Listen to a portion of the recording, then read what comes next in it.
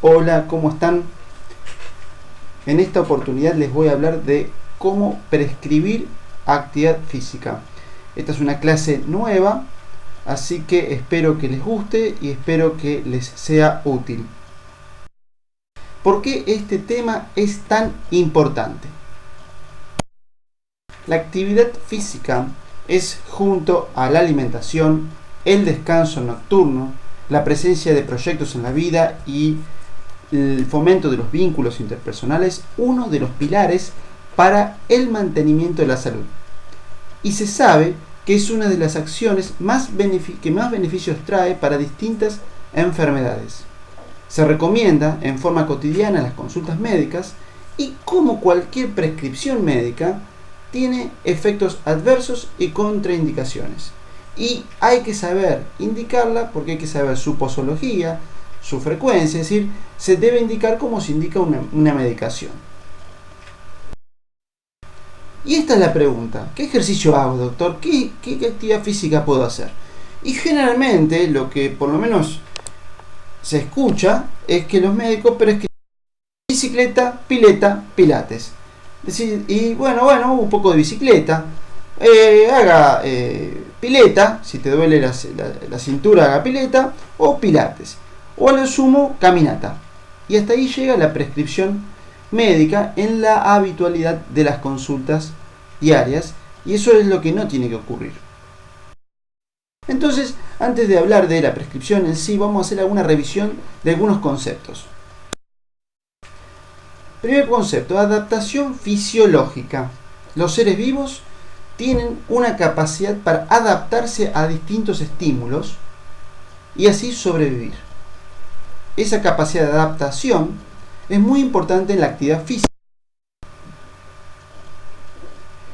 La adaptación fisiológica es el aumento de la capacidad y eficacia del ejercicio que requiere de una exposición crónica al estímulo, es decir, que sería el ejercicio físico. ¿Qué significa esto? Hacer ejercicio un día y después no hacer más ejercicio no va a generar una adaptación. El cuerpo humano no necesita adaptarse a un estímulo infrecuente, no va a gastar energía en ello. Ahora, si el estímulo es frecuente y tiene una periodicidad, nuestro organismo se va a intentar adaptar. Y esa adaptación va a ser específica al tipo de entrenamiento. ¿Qué significa esto? Por ejemplo, si la persona quiere entrenarse para ser un corredor de larga distancia, tiene que correr larga distancia y además hacer otro ejercicio. Si la persona quiere ser un levantador de pesas, de poco le va a servir ir a nadar. Nadar le va a mejorar las competencias aeróbicas, un poco de masa muscular va a ganar, pero si el paciente quiere ser un levantador de pesas, tiene que también hacer levantamiento de pesas.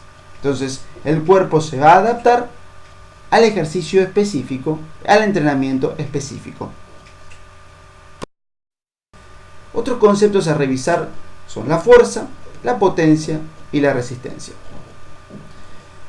Si uno habla de fuerza, para decirlo en términos sencillos, uno explicaría esto en base a la carga que puede levantar una persona. Ejemplo: si uno toma una pesa de 10 kilos y la levanta con la mancuerna, eso podríamos decir que es la fuerza.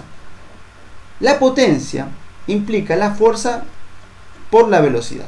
Es decir, no es solo cuánta carga levanta esa persona, sino a qué velocidad lo hace.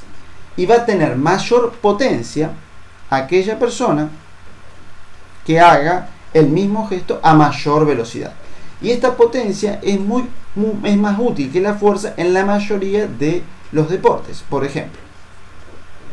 Y la resistencia implica la capacidad para mantener en forma continua determinada actividad. Ejemplo: correr puede ser larga distancia, es la resistencia, o la resistencia al hacer ejercicios con mancuernas. Depende de cuántas pueda hacer, es decir, cuántas veces puede hacer determinado gesto.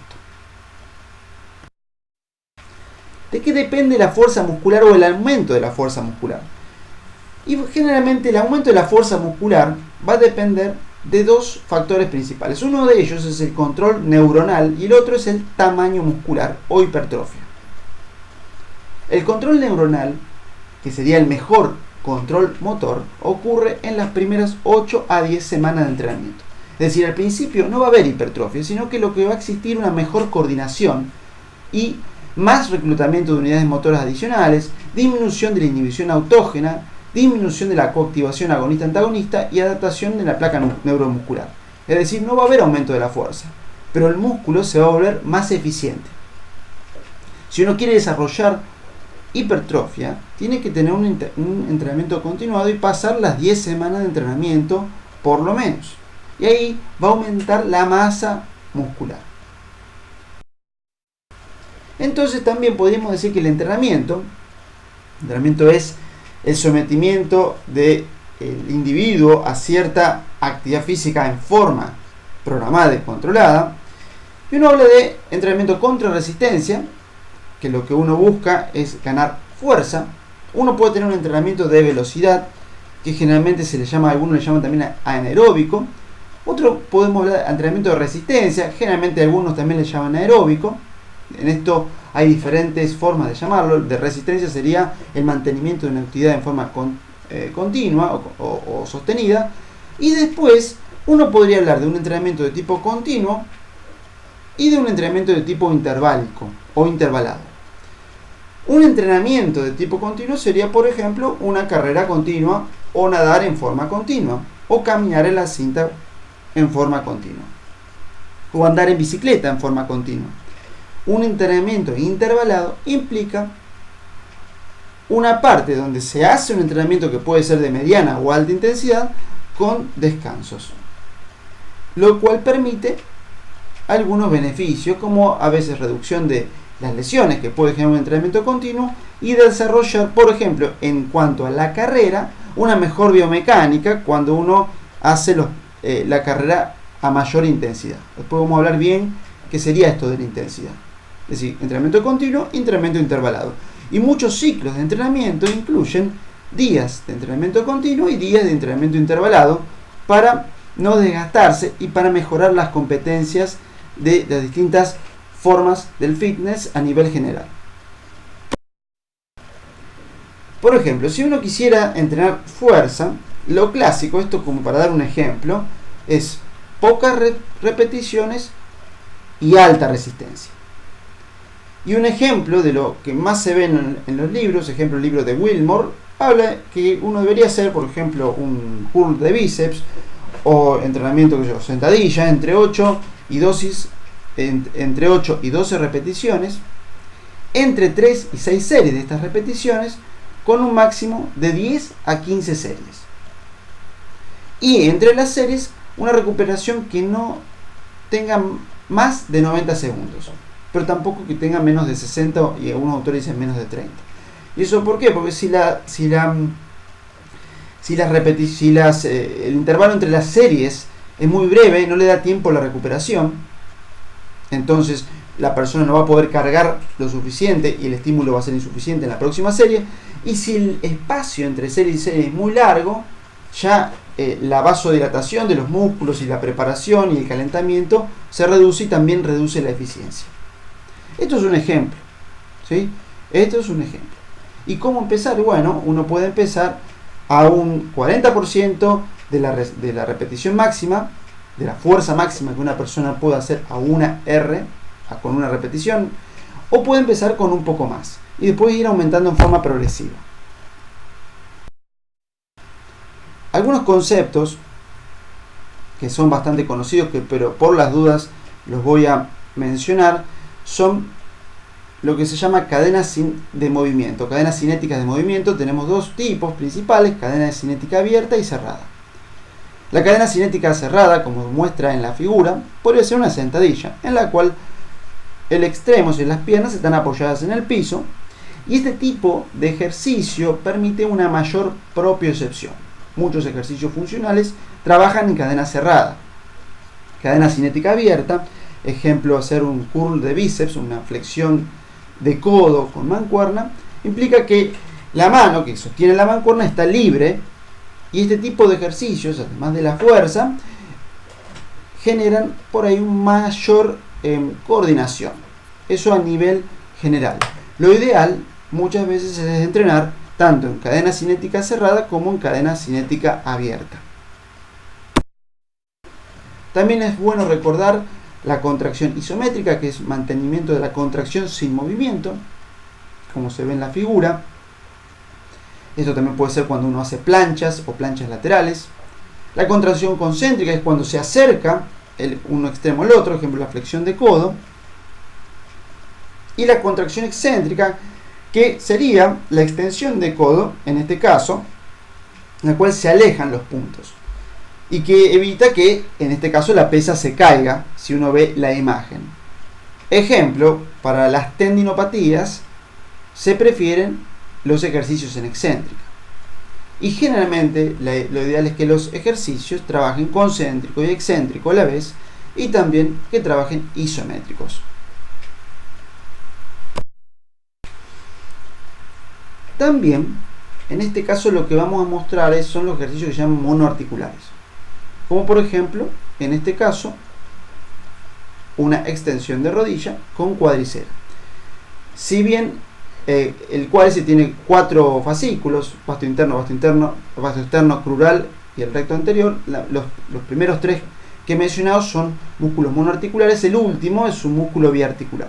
Pero en este caso, el ejercicio es más monoarticular y también es bastante aislado, es decir, se aísla el músculo y sirve para cuando uno quiere aislar cierto músculo. La sentadilla y otros ejercicios que veamos y otros ejercicios son los ejercicios multiarticulares. Lo interesante de estos ejercicios es que con un gesto se pueden activar varios músculos, lo cual genera un mayor entrenamiento y un mayor estímulo. Ejemplo, en la sentadilla no solo se va a activar los glúteos, sino los cuádriceps, los isquiotibiales, los músculos de la pierna y también los del core. En este ejemplo, esto es una plancha con extensión de pierna, extensión de muslo, de cadera, en la cual se ve cómo se activa todo el core, los glúteos y el bíceps. Este tipo de ejercicios son mucho más completos y la idea en rehabilitación en general es tener ciertos ejercicios básicos de tipo multiarticulares y es la base del entrenamiento funcional. Para completar un poco el marco teórico, aquí les quiero comentar los 5 componentes del fitness que menciona Hewitt en el capítulo Prescripción de ejercicio del libro de Medicina Integrativa de Raquel, y habla del fitness cardiorrespiratorio, es decir, mejorar la competencia cardiorrespiratoria. Uno tendría que también a nivel global mejorar la potencia y la resistencia muscular. También hay que entrenar la flexibilidad, hay que trabajar la constitución corporal y algunas cuestiones, el equilibrio y la agilidad. El equilibrio tiene muchísima importancia tanto en los deportes como en las señoras mayores que sufren de caídas. Y la agilidad también. Es decir, todas estas son las competencias para que una persona se diga que está en buen estado de entrenamiento a nivel global. Bueno, hecho este breve resumen, ahora vamos a hacer algunas consideraciones de cómo prescribir ejercicios, es decir, un ABC bastante básico, como para tener algunos puntos en cuenta. Punto primero y principal. La actividad física implica la generación de un hábito. Es cierto que el hombre es sedentario y eso es un hábito, es una costumbre. Entonces lo que hay que generar es un hábito y esto no es simple. Por eso el estímulo del médico es muy importante y el hecho de ver al paciente con cierta regularidad. En mi práctica personal suelo citar a los pacientes cada 15 días en forma estándar con ciertas variaciones para ir siguiéndolos en la generación de los nuevos hábitos que incluyen no solo la actividad física sino distintos hábitos de alimentación y de sueño y todos los hábitos que le mejoren la salud.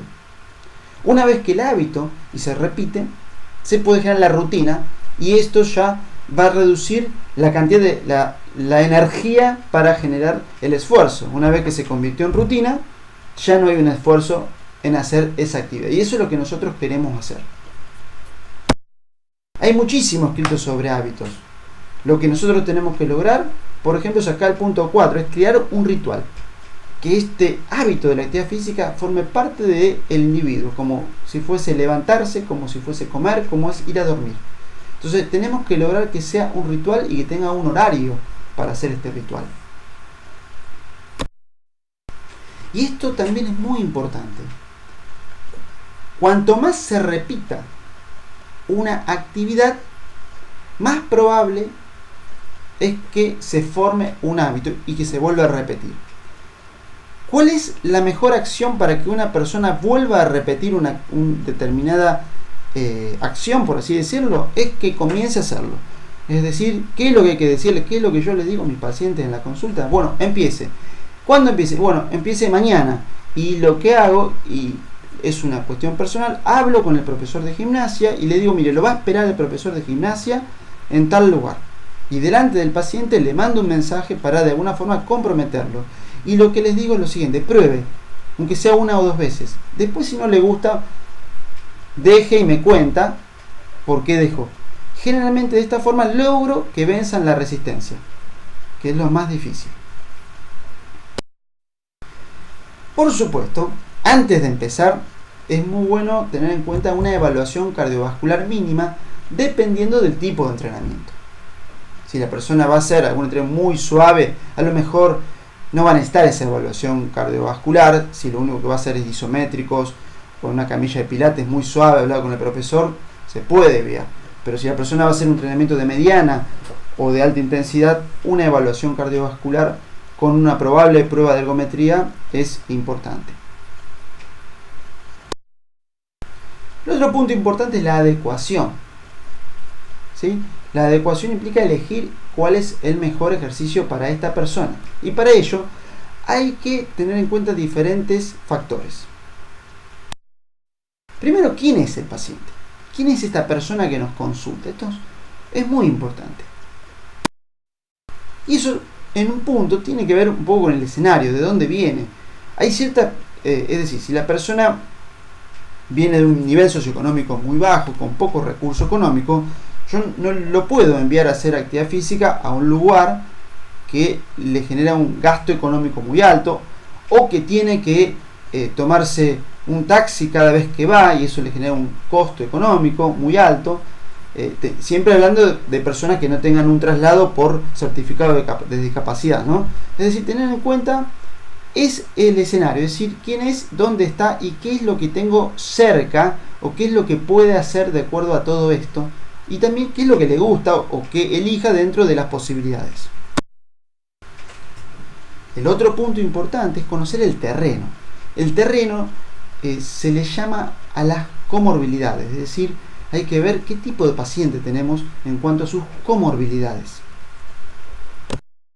Algunas de las más importantes son las que voy a mencionar ahora, como el síndrome metabólico, la presencia de un síndrome de hipermovilidad articular, los pacientes sensibilizados centrales, es decir, las personas estas que tengan dolor crónico, ejemplo fibromialgia y otros síndromes. Lo primero que hay que hacer es aliviarles un poco el síntoma, si no, ni bien empiecen, el dolor va a impedir que sigan. Bueno, ¿qué discapacidad tienen? Y adecuar la actividad física a su discapacidad. Si viene por una patología dolorosa, por ejemplo un hombro doloroso, una tendinopatía del supraespinoso, un dolor lumbar bajo, un dolor de rodilla, bueno, adecuar el entrenamiento a la patología. En cuanto al síndrome de hipermovilidad articular, es muy importante tener en cuenta que estas personas ya están elásticas y que el entrenamiento tiene que estar más centrado en generar propiocepción y fortalecimiento, más que en darles más elongación. Y las personas del síndrome metabólico, recordemos que estamos hablando de obesos, insulinoresistentes, que algunos llegan ya a los grados de diabetes importante, hipertensos. Es decir, estos pacientes va a haber que hacer una regulación también de todas estas variables y van a requerir un muy buen plan alimentario, que personalmente yo y el grupo de trabajo mío les damos un plan alimentario para generar un descenso de peso y mejorar todas estas variables. Si el médico que prescribe actividad física no se dedica también a esta parte, es bueno trabajar con alguien que sí lo haga. Y en esto vamos a dar algunas cuestiones más, es decir, del síndrome metabólico. Hoy en día hay muchos Homer sapiens, como se ve en la foto. El ser humano vivió 2,5 millones de años en el Paleolítico. En esa época no existía la obesidad, no existía la hipertensión, no existía la diabetes. El ser humano tomaba sol, dormía de noche, se alimentaba con comida real que cazaba y recolectaba, no comía productos ultraprocesados y no había enfermedades del estilo de vida, que algunos le llaman enfermedades de la civilización, ese es el término que más me gusta, y otros le llaman enfermedades crónicas no transmisibles. Para que se tenga en cuenta, y esto lo digo porque lo veo mucho en el consultorio, es que el 51% de la población argentina tiene exceso de peso. Estos son datos 2017. 20% del total de la población argentina tiene obesidad y el 30% está con sobrepeso. Todo eso conforma ese 50%. Es decir, que esto es muy importante. Ahora, ¿cuáles son los objetivos? Ese es otro punto a tener en cuenta en la adecuación. Bueno, y acá hay algo muy importante que voy a señalar. Existen los objetivos nuestros del médico y también son los objetivos del paciente. Es decir, el médico puede tener objetivos muy distintos. El paciente a lo mejor lo que quiere es que caminar hasta llegar a la esquina y que la rodilla le duela menos para llegar a la esquina. Y el paciente puede querer un objetivo mucho más ambicioso, el médico. Entonces lo que hay que hacer en estos casos es conversar y consensuar los objetivos de la actividad física. Y bueno, por suerte no estamos solos. ¿Quién podrá ayudarnos? O sea, la idea es no cortarse solo y trabajar en equipo. Bueno, médicos de las distintas especialidades, kinesiólogos, ese es un dúo muy importante, trabajar en conjunto y que haya una comunicación fluida. Fundamental, profesores de educación física, hablar directamente con el profe, es muy importante. Y también hay que tener en cuenta sumar al equipo a los familiares que se sumen para que ayuden al paciente. También pueden ser los amigos y otras personas que intervengan, que puede ser el terapista ocupacional u otra persona que esté en el ambiente del paciente. Y es fundamental el feedback, es decir, comunicarse, que el profe dé un reporte de cómo va el paciente, que el kinesiólogo nos diga qué es lo que está pasando, y eso se puede hacer en reunión de equipo o, si eso no se realiza, por llamada telefónica o mensaje de voz o mensaje de texto. Es decir, hoy en día es más fácil tener un feedback. Hay muchas modalidades de ejercicio. Ejercicios en el agua, que la idea es que estén dirigidos por personal idóneo. No es lo mismo hacer ejercicios en el agua que chapotear en el agua. Entrenamiento funcional. Entrenamiento funcional es una excelente modalidad de entrenamiento. En mi práctica hemos logrado formar un grupo de gente mayor que hace funcional adaptado a la edad, o sea que lo puede hacer cualquier persona, no importa la edad. Gimnasio, el clásico gimnasio con pesas, siempre bien dirigido. Ejercicios como yoga, que también pueden ayudarnos. Pilates, que es muy bueno, siempre y cuando esté hecho por gente idónea. Bicicleta y otros. Muchas veces no es la modalidad de ejercicio lo que va a determinar el éxito, sino la ejecución del mismo. Nosotros podemos entrenar a una persona en fuerza, ya sea en funcional, ya sea en el gimnasio o ya sea en pilates, por ejemplo. Y todo va a depender de nuestra prescripción y del profesor de gimnasia, que también se ajuste a la prescripción y trate de generar fuerza en esa persona. Después pasamos a la planificación. El tercer punto es la planificación.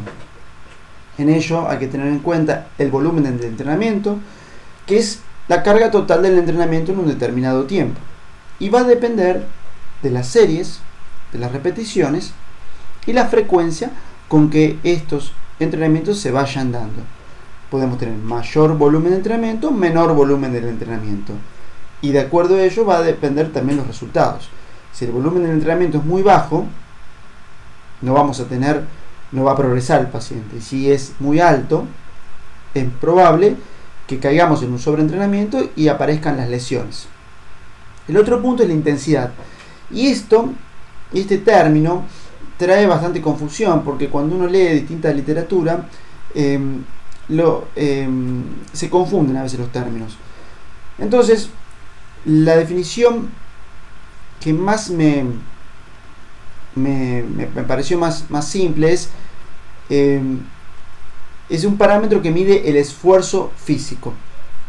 Y dependiendo del tipo de actividad se va a medir de forma diferente. Si lo que estamos midiendo es la carrera, nosotros podemos utilizar como parámetro de intensidad la frecuencia cardíaca, y un ejercicio de alta intensidad sería, por ejemplo, uno que tengamos a un 80% de la frecuencia cardíaca máxima. Si lo que estamos haciendo es levantamiento de pesas, un ejercicio de alta intensidad sería con las cargas máximas o submáxima leve. Eso sería uno de alta intensidad. Es decir, dependiendo del esfuerzo, uno gradúa la intensidad. Otra cuestión es la intensidad del estímulo, es si es suficiente o no es suficiente, que vamos a hablar en la diapositiva que sigue. Otro concepto importante es la progresión y otro la especificidad. Muy bien. Un punto importante dijimos es la intensidad de los estímulos. El estímulo, que sería desde salir a correr, sería levantamiento de alguna carga de peso o entrenamiento funcional, puede ser insuficiente. En este caso, si el estímulo es insuficiente, ya sea por la carga o por la frecuencia o por el volumen total, no va a generar ninguna adaptación. Seguidamente tenemos el estímulo de mantenimiento, en el cual no vamos a generar mejorar la adaptación, no va a generar adaptación, sino que va a permitir mantener el entrenamiento actual. El estímulo óptimo es aquel estímulo cuya intensidad permite y genera una adaptación y genera mayor entrenamiento, y eso es lo que nosotros tenemos que generar y lograr conjuntamente con el profesor de educación física o con el kinesiólogo, dependiendo del caso. Es decir, tratar de guiar al paciente, al profesor, para que el entrenamiento esté siempre en ese punto óptimo. Y por otro lado está el entrenamiento excesivo, ya sea por frecuencia, ya sea por volumen total o ya sea por intensidad, que lo que va a generar son lesiones y no va a generar una buena performance.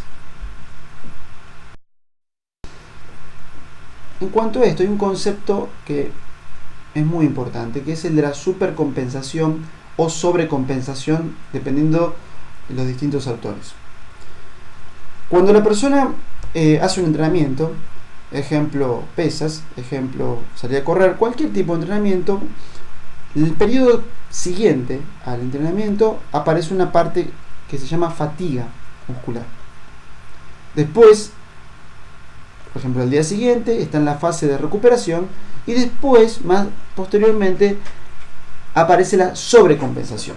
¿Qué significa esto? Que lo ideal es que el próximo entrenamiento sea cuando la persona está ya en la fase de sobrecompensación y el rendimiento es mayor. ¿Qué pasó? Pasó que el cuerpo se recuperó y se empezó a adaptar para que el próximo estímulo lo pueda, próxima carga de entrenamiento lo pueda hacer de la mejor forma. Esto es muy importante tenerlo en cuenta. Por eso, los levantadores de pesas no hacen bíceps todos los días, sino, por ejemplo, hacen tren superior lunes y viernes, o lunes y jueves, piernas 1 o 2 veces por semana, y le dan la fase de recuperación. Esto es muy importante. Y es así que si nosotros utilizamos los conceptos de la curva de supercompensación, vamos a ir progresivamente incrementando el rendimiento del paciente o de la persona que se entrena, y cada vez vamos a ir mejorando. Si nosotros nos pasamos y hacemos los entrenamientos más, no le damos tiempo a la recuperación, progresivamente lo que vamos a generar un descenso del rendimiento.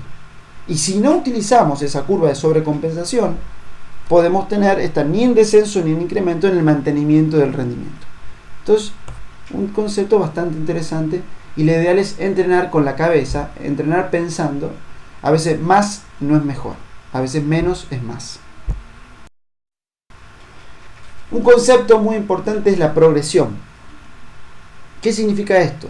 Empezar de a poco, de poca carga o poca intensidad, aumentar despacio y llegar a algún lado.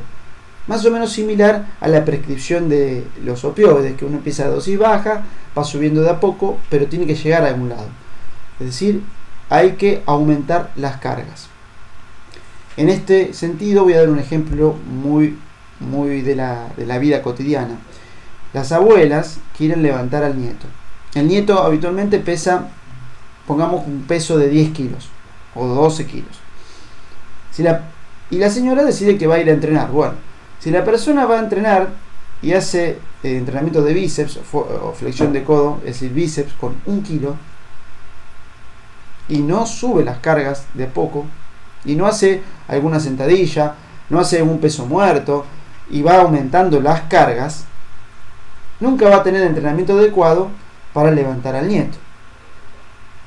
Lo mismo pasa en un jugador profesional. Los jugadores profesionales generalmente o la gente más joven que va a entrenar generalmente quiere progresar demasiado rápido y aparecen las lesiones. Un ejemplo es el corredor que se anota para correr larga distancia, empieza a entrenar con un grupo y claro, los compañeros corren mucho más kilómetros por semana y él rápidamente puede correr esa cantidad de kilómetros por semana, pero todavía el tejido óseo y muchas veces los tejidos articulares no se adaptaron y aparecen las lesiones. Por ejemplo, el conocido shin splints o la periostitis medial tibial o todo ese tipo de problemas que tienen que ver con el no respeto de la progresión. ¿Qué significa esto? Ir de a poco aumentando la intensidad del entrenamiento.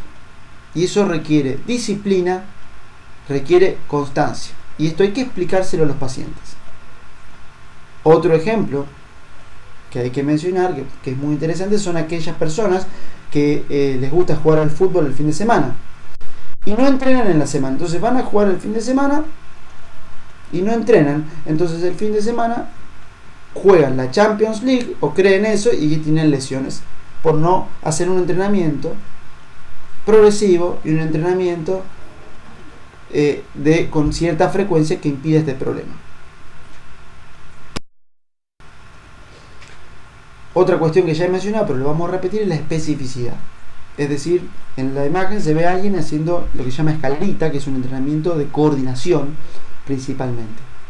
Entonces, yo quiero entrenar a un atleta en la coordinación, ejemplo, un jugador de fútbol, un jugador de básquet, este es un entrenamiento que le va a servir. Si yo quiero que la persona sea un levantador de pesas, tiene que hacer más levantamiento de pesas. Si quiero desarrollar que sea un nadador profesional, lo más importante es que nade, es decir, la adaptación va a depender de la especificidad o del tipo de entrenamiento que la persona haga.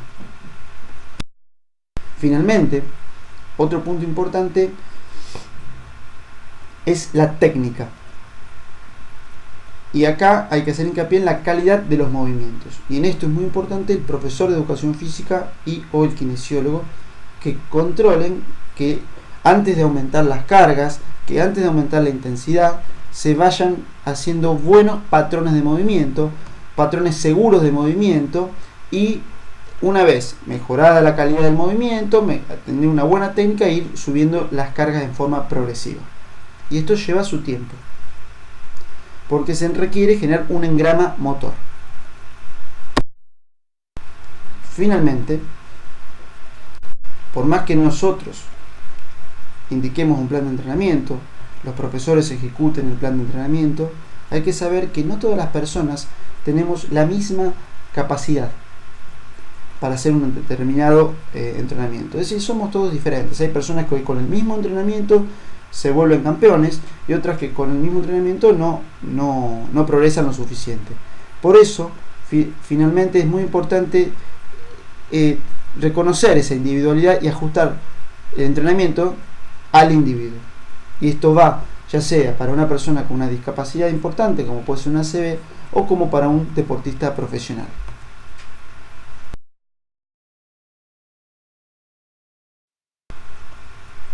Bueno, espero que la clase les haya gustado. Hemos llegado al final. Lo que quise mostrarles es un pantallazo general. Realmente para mí fue un gran desafío hacer esta clase, porque nunca había dado una clase de prescripción de actividad física, aunque es algo que hacemos todos en forma habitual.